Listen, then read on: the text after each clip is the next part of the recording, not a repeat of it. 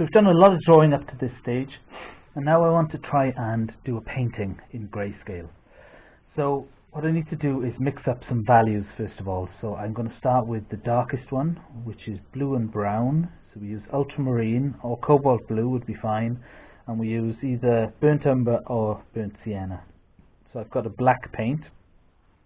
I'm then going to create a lighter value. So we've got a dark grey. Then let's come along and add a little more white and make a middle grey, which I had already mixed up there. Let's go up again and make a light grey. Pick up some of that grey, transfer it over, and we can make a light grey. And then we've got a pure white. So 1, 2, 3, 4, 5 values. You could mix more, but 5 will get us a fair bit of the way.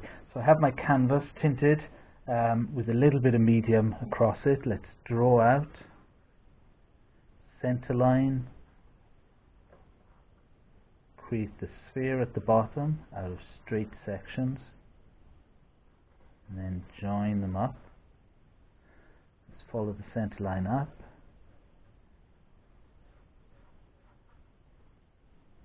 So the rounded top, and then it falls in usually slightly.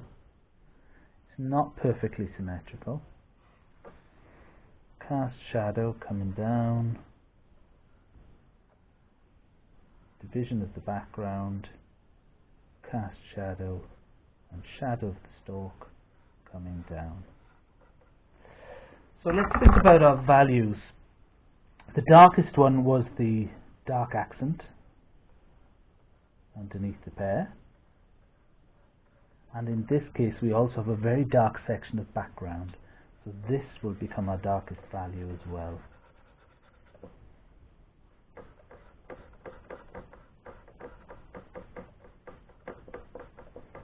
Now let's go up a little bit in value. The next one might be the slightly lighter part of the background.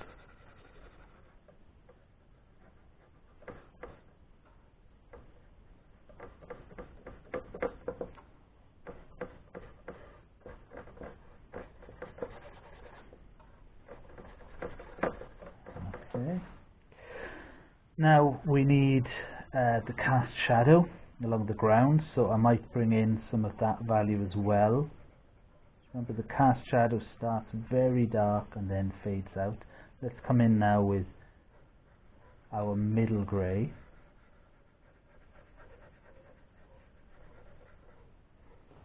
And then maybe we could pop in the lightest value, which is almost a pure white,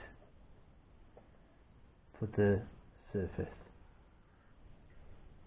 It's amazing, we can create such a convincing illusion without having put any modelling at all on the pear itself.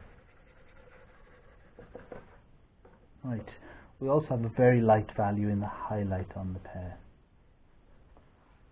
Okay. Now let's go down. The pear is quite a light object, so its shadow isn't going to be very dark in this case. So let's come in with this middle grey for our shadow.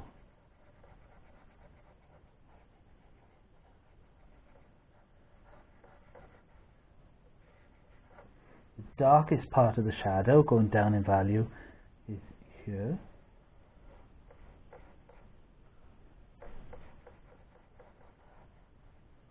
Okay, now let's come in for the light part of the pear, or what we might call a half tone. Half tone around here, up into the light, not white, but a light grey.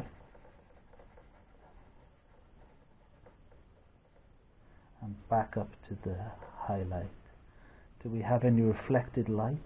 Very difficult to see, but if we did, we know it would come in just here.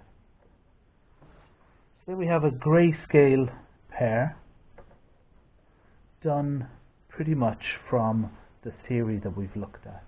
Now if you want, you can then go over this and just soften all the transitions to make it look much more realistic.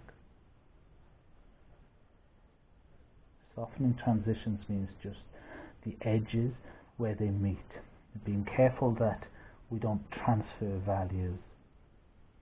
So the darks don't become light, the lights don't become mids, and so on. That has a softer edge.